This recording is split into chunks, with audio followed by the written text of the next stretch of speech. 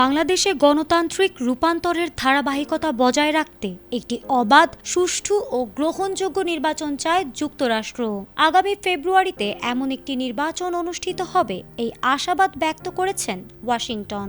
যুক্তরাষ্ট্র সফররত জাতীয় নিরাপত্তা উপদেষ্টা খলিলুর রহমানের সঙ্গে বৈঠকে দেশটির রাজনৈতিক বিষয়ক আন্ডার সেক্রেটারি অ্যালিসন হুকার এ প্রত্যাশার কথা জানিয়েছেন।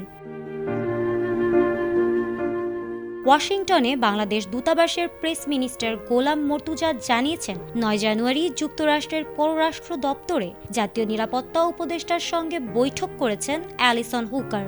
একই দিন দক্ষিণ ও মধ্য এশিয়া বিষয়ক সহকারী মার্কিন পররাষ্ট্রমন্ত্রী পল কাপুরের সঙ্গেও আলাদা বৈঠক অনুষ্ঠিত হয়েছে। সফরের অংশ হিসেবে খলিলুর রহমান বাংলাদেশের নবনিযুক্ত মার্কিন রাষ্ট্রদূত ব্রেন্ট ক্রিস্টেনসেনের শপথ গ্রহণ অনুষ্ঠানেও অংশ নিয়েছেন।